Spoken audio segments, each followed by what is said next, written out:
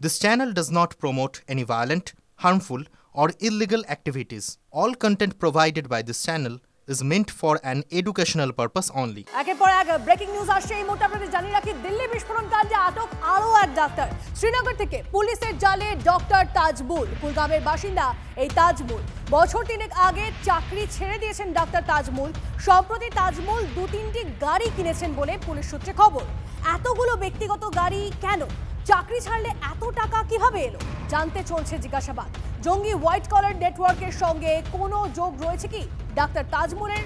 গোয়েন্দা সূত্র বলছে জঙ্গি ডাক্তার ওমরের তাড়াহুড়োর জন্যই দিল্লিতে বিস্ফোরণ হয়ে থাকতে পারে। কিন্তু তাড়াহুড়ো আসলে কিসের? আসলে সোমবারই পুলিশের হাতে ধরা পড়ে হোয়াইট কলার মডিউলের দুই পান্ডা, মুজাম্মেল ও শাহিন। এই মডিউলের মূল মাথা নাকি মহিলা চিকিৎসক শাহিন। সে গ্রেপ্তার হতেই সব পরিকল্পনা গোলমাল হয়ে যায়।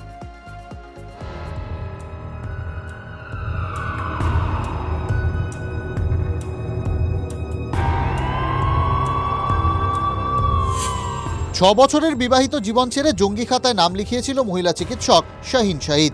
সেই জঙ্গি ডক্টর মডিউলের মাথা। জঙ্গি কার্যকলাপের ঘাঁটি হিসেবে বেছে নেওয়া হয় ফরিদাবাদের আল ফালাহ বিশ্ববিদ্যালয়কে। সঙ্গী হিসেবে শাহিনের সঙ্গে যোগ দেয় মোজাম্মিল, আদিল, উমাররা। সূত্রের খবর, পরিচয় গোপন করে আদিলকে আল ফালাহ বিশ্ববিদ্যালয়ে আনে মোজাম্মিল। অনুমতি করিয়ে দেয় শাহিন। বিশ্ববিদ্যালয়ে সে ছিল প্রভাবশালী। রেজিস্টারে পাওয়া যায় মোজাম্মিলের সঙ্গে একজন আসত, কিন্তু নাম পাওয়া যায়নি আদিলের। পরে এই দলে যোগ দেয় উমার। তার মূল কাজ ছিল দিল্লির রেকি করা। রেকির রিপোর্ট জমা হয় শাহিদের কাছে। বিশ্ববিদ্যালয় হস্টেলে বৈঠক করত জঙ্গি ডাক্তাররা। মুজাম্মিল ফরিদাবাদে ঘর ভাড়া নিলেও সেখানে শুধু মালপত্র রাখা হতো বলে খবর। শাহিন শাহিদ কারোর সঙ্গে বেশি কথা বলতেন না, চুপচাপ থাকতো। যখন খুশি ইউনিভার্সিটিতে আসতো, যখন খুশি ইউনিভার্সিটিতে বেরিয়ে যেত। আগে কোথায় কাজ করে সে অতীতের ব্যাপারেও কাউকে কিছু জানাতো না। এমনকি তার এই বিশৃঙ্খল আচরণের বিরুদ্ধেও একাধিকবার ইউনিভার্সিটি কর্তৃপক্ষের যে রিপোর্ট জমা পড়েছে, কিন্তু তারপরেও তার কিছু হয়নি। যথেষ্ট প্রভাবশালী ছিল।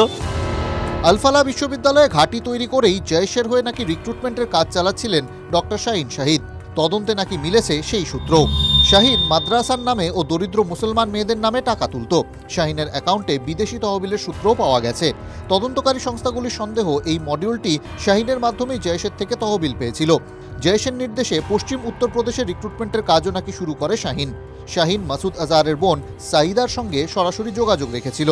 এর পাশাপাশি আরও একটি লাল গাড়ির হদিশ পাওয়া গেছে। জঙ্গি ডাক্তার উমারের নামে কেনা হয়েছিল গাড়িটি। সায়ন্ত ভট্টাচার্যের রিপোর্ট, TV9 বাংলা।